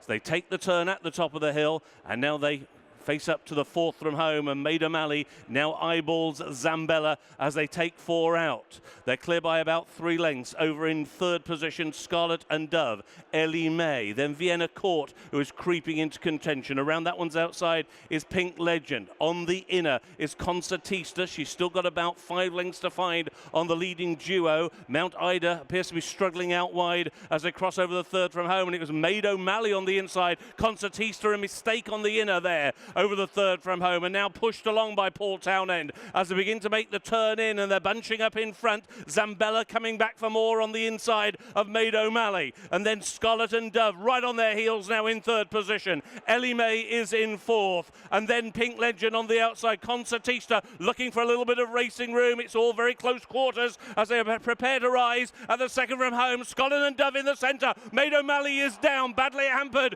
was Vienna Court, and it is now Scarlet and Dove and Brian Cooper who go on. 2 on the far side, Zambella. The near side is Ellie May. The grey who is rallying, so too is Pink Legend. 4 mares in line with a furlong to go on the flat. Pink Legend on the near side with Ellie May, Scarlet and Dove, and then Zambella. Another 100 yards to go. Ellie May now has her grey head in front. Second in the race last year. This year, she wins the mares. It is Ellie May. Tight second between Scarlet and Dove on the far side. On the near side, that was Pink Legend. And then back in fourth place came Zambella. A record 10th winner at the Cheltenham Festival this year for Willie Mullins. What a few days he's had, as Ellie May strikes in an absolute cracker. 9-4 goes in. Second, Pink Legend 33-1, and third, Scarlet and Dove at 28-1. The game Galloping Grey jumps the last in second place as Scarlet and Dove leads, but grows slightly tired in the closing stages. And in the denouement of this contest, the mares chase. It's Ellie May and Pink Legend, and indeed Zambella, who boxes on that far side, who come to the fore. Looked at one stage as though Pink Legend might just have this for Venetia Williams to give her yet another win of the week, but in the end, Mark Walsh raises his hand as Ellie May crosses the line in first. I've spoken to Willie Mullins enough this week, so I thought I'd talk to his assistant trainer, David Casey, instead. Many congratulations. You were predicting at the start of the week, when you did a Racing TV course walk, that there might be 11 winners for Willie Mullins. Well, I thought we had good chances. I didn't say we definitely all win now, but you need a lot of luck. But listen, the horses have run brilliant all week. You know, thanks be to God, they've all run well, even the ones that got beaten. It's fabulous to be here and having that many winners. You must be so proud of the team, the people that you work with day in, day out. Yeah, like as everybody knows that works in racing, it's not easy, you know, and as I say, we missed Brandy Love yesterday on the morning of the race. She had a stone bruise, so it's like there are some big letdowns, you know, when you think you're just there and you don't get over the line. So So yeah, for all the team at home, they put in so much hard work to come and have a week like this. It's brilliant. And it could have been 11 with Galloping de Chaume, you were reminding me earlier. It is, but listen, you have to take the good with the bad. We got one a couple of years ago with Goshen when Burning Victory looked like only being second. So it's unfortunate, but the horse was sound and perfectly okay this morning. So that's good anyway. Yes, and you've got a big beast for next year as well. And Ellie May here, she's got the heart of a tiger, hasn't she? Yeah, she's not overly big. She's quite small to be jumping fences, but she's really, really tough. Stays really well, and she doesn't know when she's beat. Were you happy with her watching her round? Yeah, she didn't help Mark a lot of times, but that can be her at times, So as I say, she's a little bit small. She has got scope, but you just want to be sending her every fence. But you know that she does stay really well, and she is very tough. Yeah, that she would fight for you. Okay, so the 11th winner in the last race. Where's it coming from? Come on. I think both horses have a good chance. 5 o'clock hasn't run for a long time, but I thought he was very unlucky not to win the race here 2 years ago when he finished 6th or 7th, I think. And Adamantly Chosen is a nice improving novice, which might fit the profile a bit better. I'm going to put you down on 1. Come out on 1. I'll go with Adamantly Chosen. Okay, all right. Look, you have spoken. David, we'll see. Many congratulations. It's been a fabulous week for you. Well done. It's been brilliant, yeah. Thank you. Thank you. Ellie May and Mark Walsh were second in the Mrs. Paddy Power Mares Chase last year. Now they've won it. There isn't much of her, but what there is a tiger. Oh, she's a heart of a lion. She's so small, but she's so brave and willing. She's all she wants to do is please you and win for you, and thankfully she's done that for me today. Talk me through the race. It looked like things didn't go entirely to plan. What happened out there? No, yeah, just early on she was she left right at the first, and then after that I think she gave herself a little fright. She was just putting down and jumping to her right a little bit, so just took her time to warm up into it. And down the hill I had to give her a squeeze, but once I pulled her out with a bit of room up the straight, she really put her head down and galloped all the way up to the line. And I suppose when you knew that when you had horses challenging around you, you knew your mare was going to find. Exactly, yeah. She as I said, she's just tough now. She stuck her head down and fought all the way to the line. And that thing you were saying earlier as well, that if she's given her fright early on, many horses, many mares just would have jacked it in and never hurt. Yeah, well, in fairness to her now, she loves jumping and she loves racing. It's just one of those things. She just took off too early and landed on top of it a little bit and gave herself a fright. But she warmed up into it then nicely, and I was happy enough. Were you frustrated this time last year with Colleen? I was, yeah. I was finishing second and running so well, yeah. We got our win on her today, though. She kept carrying you out right all the time. That's it, yeah, exactly. But luckily we didn't have anything like that today, and we came home in front. And this week, reflections on it, your second winner of the week, which is fantastic. What were you most happy with? To get 2 winners. There's a lot of lads inside with no winners, so I'm very lucky to have 2 winners. So to get 2 winners and come over here in one piece is the main thing. Is there anything you think you've left behind? No, definitely not. Everything's run well. A few disappointments along the way, all right, but nothing left behind, I don't think, anyway. Well, that's the important thing, isn't it? That's it, exactly. You can go home very proud of your 2 winners. Many congratulations, Mark. It's been great talking to you. Well done. Thanks very much. Thank you. Cheers.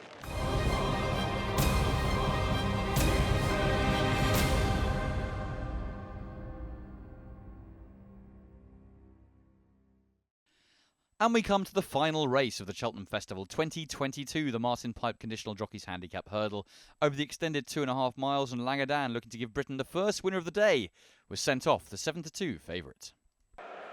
Flag raised, and they're off for the Martin Pipe Conditional Jockeys Handicap Hurdle, the finale race of the festival, and a very short run to the first flight. Decimation on the outside of Big's Belief. Those are the first 2. Ridden into the second flight, Quinta de Mar on the inside of the Very Man as they cross already over the second flight, and we do have a faller or 2 have gone at that flight, and now they make the run which will bring them down, and Langadan is down. Langadan is down at flight number 2, and also down is Grand Jury. So Langadan and Grand Jury have gone at flight number 2.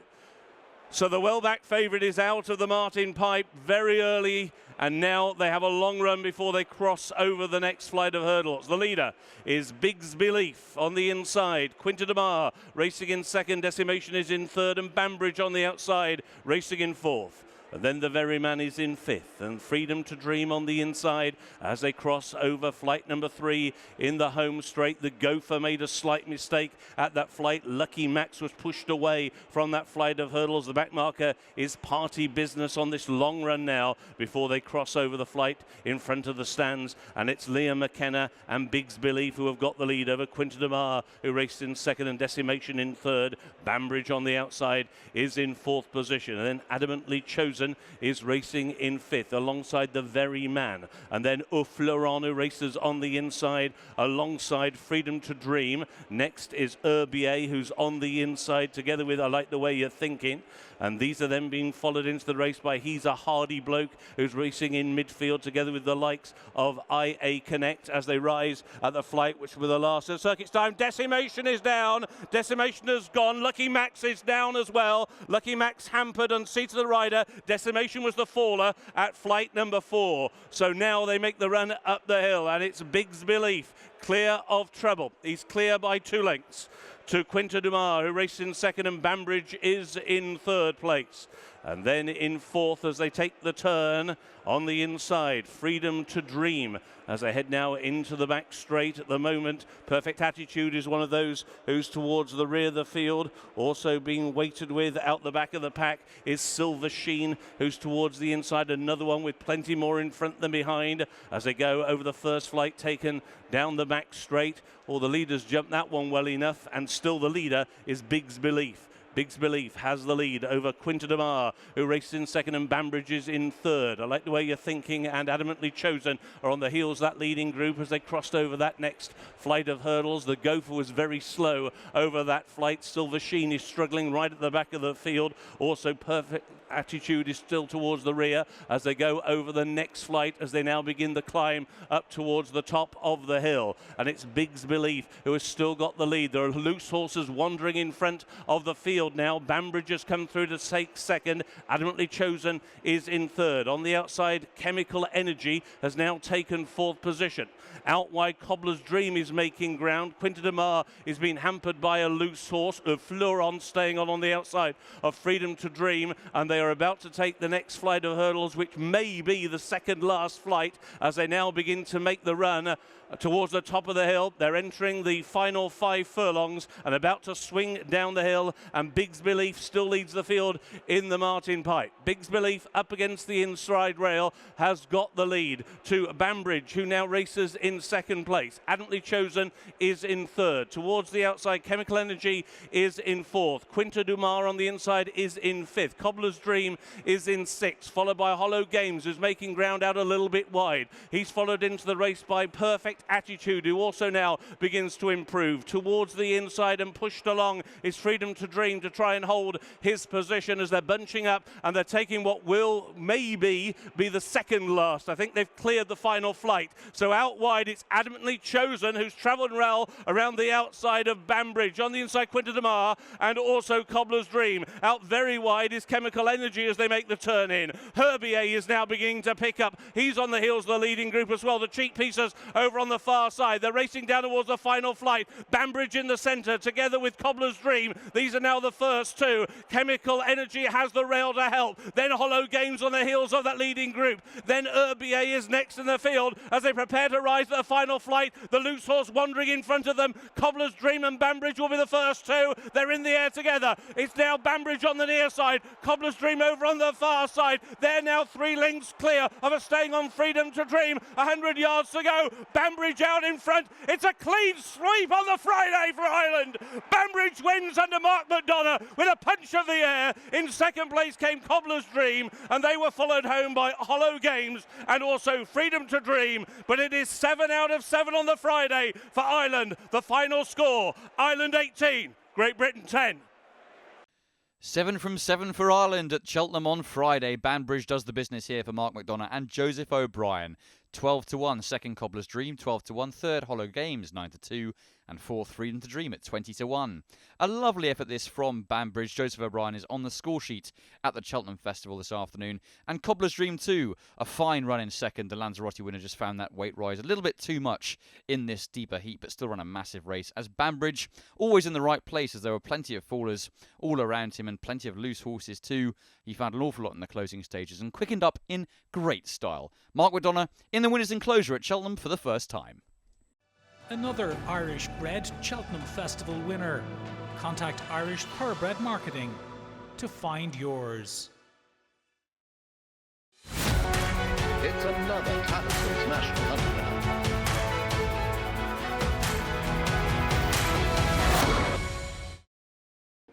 Joseph O'Brien gets an important one on the board in the Martin Pipe with Banbridge, his third festival success in total. Many congratulations. This horse is a fighter, clearly. Yeah, absolutely, Lydia. Thanks very much. Mark gave him a great ride. Obviously, there was plenty of carnage in behind us through the race, and we managed to avoid some of the loose horses down the hill. And he's very tough. Delighted for Ronnie, and he supported me very well, and delighted for him and Ian and everyone. And yeah, listen, it's fantastic to get a winner here. It's been a long week. Yes, I was going to say, coming into this, what were you thinking about what was going on the rest of the week? Well, the horses have all run well. We've hit the crossbar a bit.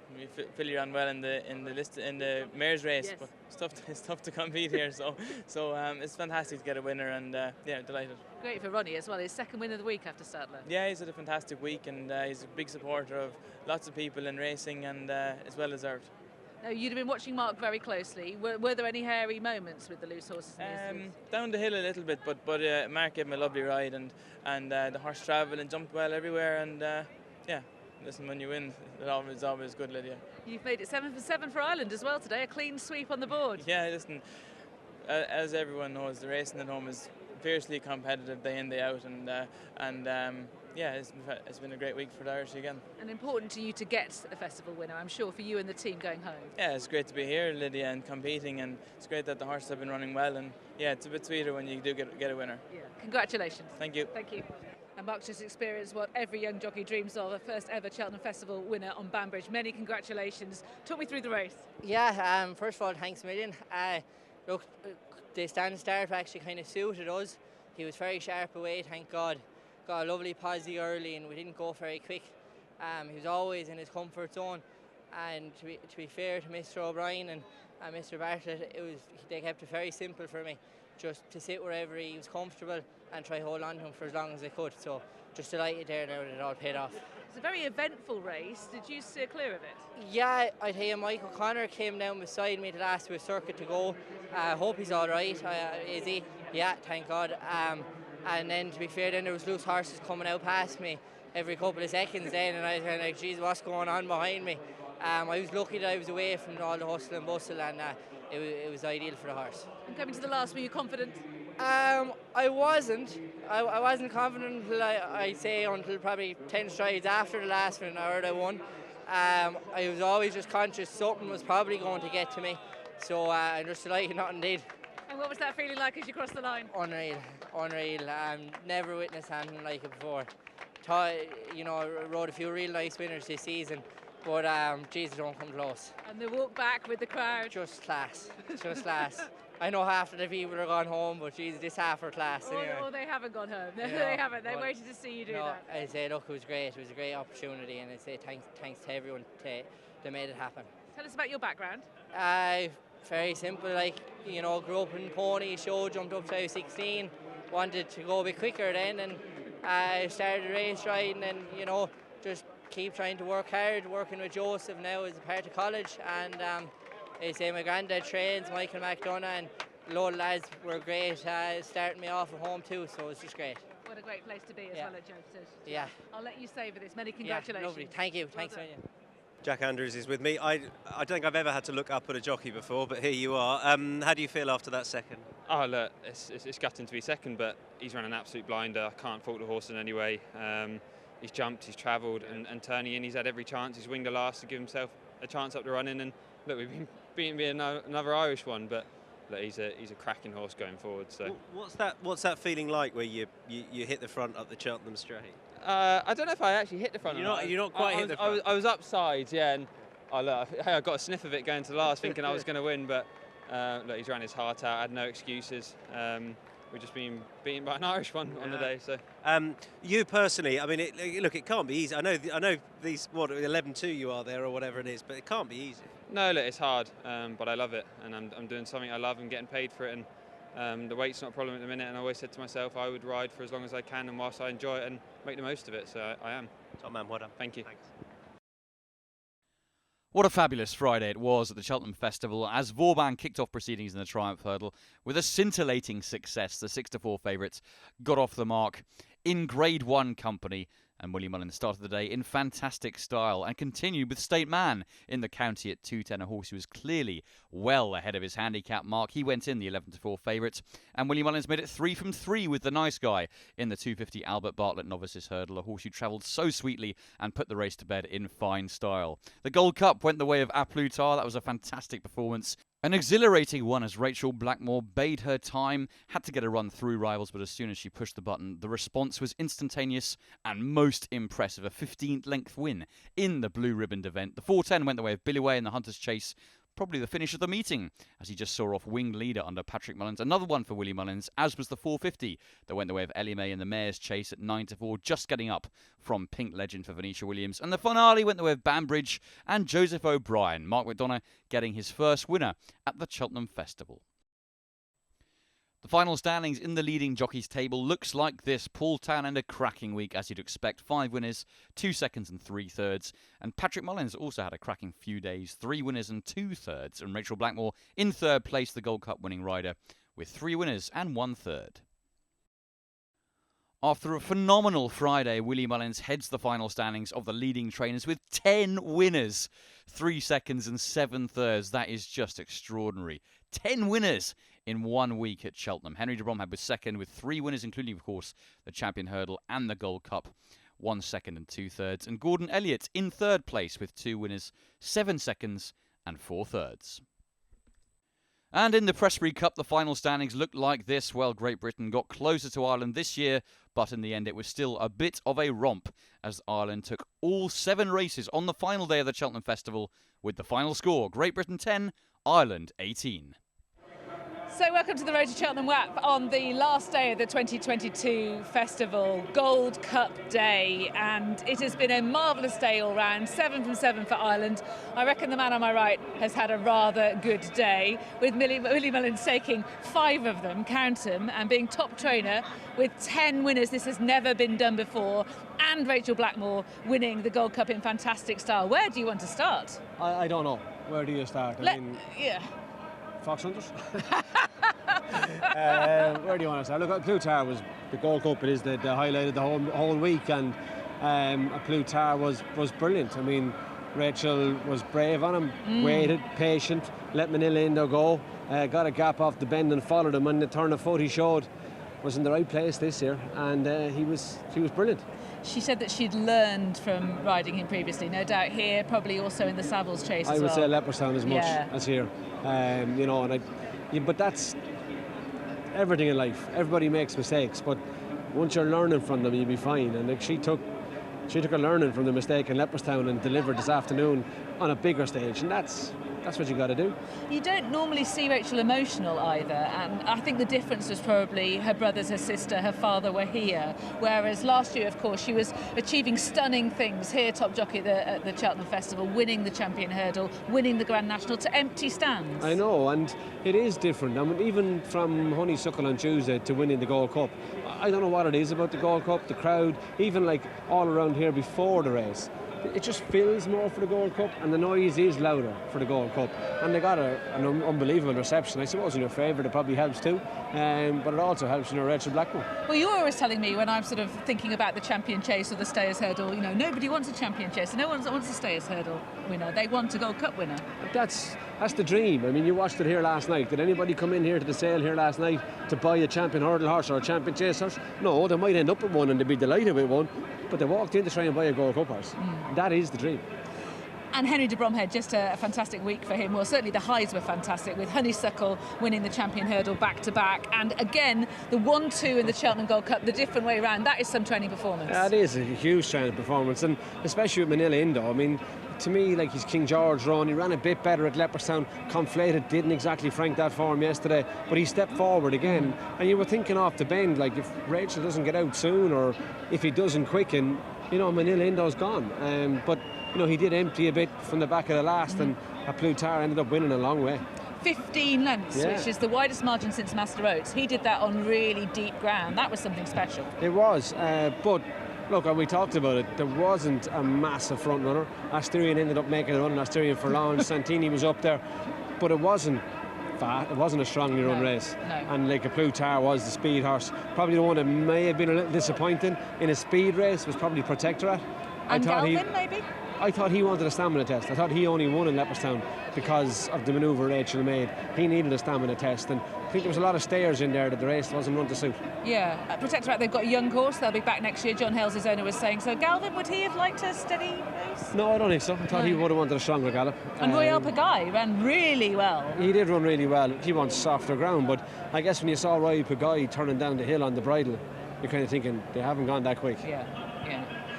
So that was the main event. The other main event of the day was the 5-timer for Willie Mullins, which brought up 10 wins. Now, once he got to 9, he was already the trainer who'd done more than any other trainer at the Cheltenham Festival. But Gordon Elliott held the record of 8 before. He's blasted through that with 10. An incredible week for him. Yeah, incredible week. And, you know, you'd always look back and think, but he probably got rubbed with the green somewhere along the way as well. But 10 was amazing. Vauban was very good in the first. Classy individual, probably involved in the race sooner than Paul had anticipated, but again, it wasn't a strongly run race, and you have to adapt and change to the tactics of how a race is playing out.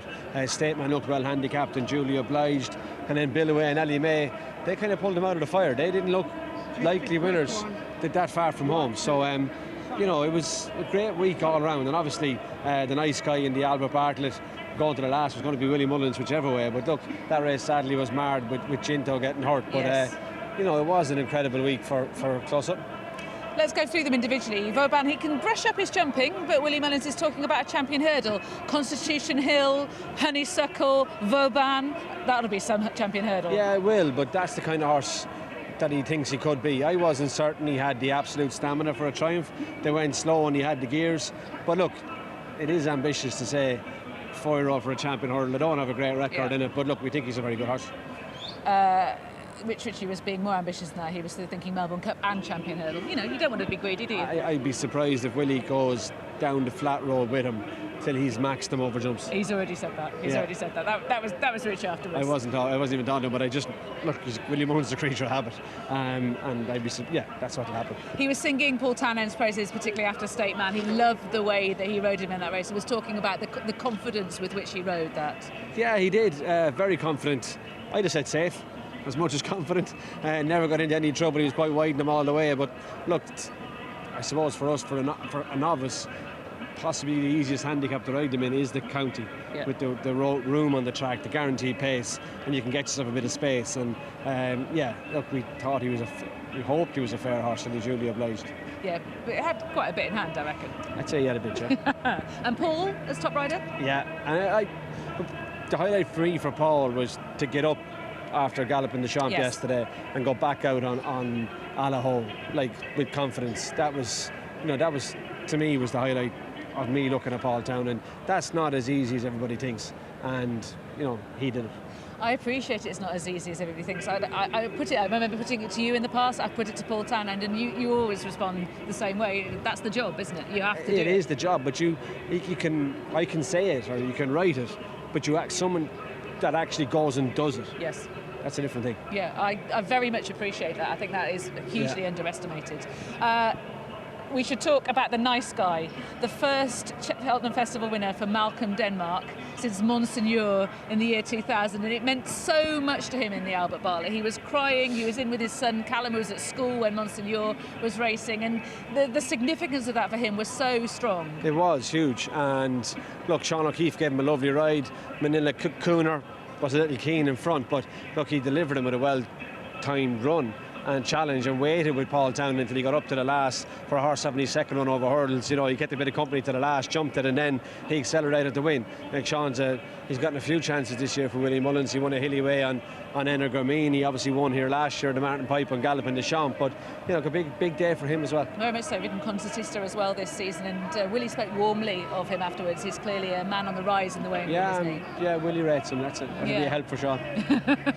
Then there was Billaway, third time lucky in the Fox Hunters, and Patrick Mullins finally got that Fox Hunters, but he will know how Barry O'Neill is feeling on the runner-up. Oh yeah, I mean, it looked so unlikely for me anyway for so long for so much of the race for Billaway. His jumping was only okay, and he looked he looked destined for second, but At unfortunately, best. unfortunately the one up front got very tired, and it's a long way from the last here. And you do feel for Barry O'Neill. He's not the first person that has walked back down that chute with thoughts in their head of what I could have, should have, would have done. But look, that's racing, and Billaway got his day in the sun. He did, and Barry O'Neill yet to have his festival, and it came so close there, gutting for David Christie as well, who was the trainer. And they got softened up a little bit by Mighty Stowaway, didn't they? He finished third, Jamie Codd on board for Gordon Elliott, and carrying Camilla Sharples, the travelling head girls' colours, for the first time as an owner. Yeah, it looked away from the third last like it was going to be between the two of them, but when Mighty Stowaway gave up, Wing's leader got left a little bit in his own and got a bit lonely, and it's a terrible feeling. Yeah. So that brought up the 9 and set the record for Willie Mullins, but he had to go one better, didn't he? And this time with Ellie May, second in the Mrs Paddy Power Mares chase last year. Mark Walsh had unfinished business. He did, and it looked like Brian Cooper had finished the business for him off the bend. Brian very cleverly rode Mark into a pocket, closed the door, and Mark quickly switched and got himself out of there. And Ellie May was very brave and rallied from the last. And I'd say the horse coming down Ellie May's outside actually helped her and propelled her past Scarlet and Dove. She's a tough mare. There's not much of her, but what there is very tigerish. Yeah, that's a good way. Not much of her. She's tiny. She's fantastic, a lovely grey. I was really pleased to see her in the winners' enclosure. And then to make it a clean sweep for Ireland, we had Joseph O'Brien, Mark McDonough and Banbridge in the last. Yeah, in the last. And I didn't think he was that unexposed. He was a good price, but he was fit and he was well. Plenty of fallers, plenty of carnage in the race. Yes, happily they're all up by horses and jockeys. Okay, yeah, and Banbridge delivered. Massive day for Mark McDonough, the second winner of the week for Ronnie Bartlett, and Joseph, who'd just been touched off with Scarlet and Dove, got another Cheltenham winner. Yeah, it ended strongly, Joseph was saying afterwards. What do you think was your favourite moment of the festival? I don't know. And you're not the first person to ask me. I don't know. I think it's been a great week. I don't think there was too many low points. I think almost everything turned up, with the exception maybe of Shishkin. I think we got a lot of the clashes we wanted. I don't know. Look, obviously Galloping to Sean fell, but that's racing, so I'm not going to consider that a low point. I don't know. I thought it was entertaining from start to finish, and it definitely made you look forward to next year. Very much so. For me, I mean, Honeysuckle, 15 for 15, that was fantastic. I know it wasn't the result people wanted, but I love the unique moment of Delta Work coming back with Tiger Roll for his swan song in the cross country. I did. I mean, it was just I'll remember that forever. And you know, Rachel Blackmore winning the Gold Cup. She's now got the Champion Hurdle, the Grand National, and the Gold Cup, and that's going to be so special for her. It is, and it was great for massive. I just thought it was great all week. I don't think there was no low point, and I think that's good. Yeah, don't want to choose one, I understand that. Well, thank you very much for watching Road to Cheltenham, all this series. We've got many people that we need to thank, haven't we? We've got time. we probably haven't, but we should thank Ben Wong, we should thank Will Haler, we should thank Sarah Gorman, absolutely. Bernard Condren, absolutely. Yeah. Danny Mullins, Gary O'Brien, Angus McNay, Nick Luck, absolutely. Yeah. And everyone else behind the scenes who was responsible for Road to Cheltenham. Thank you for watching the series. We look forward to seeing you next season.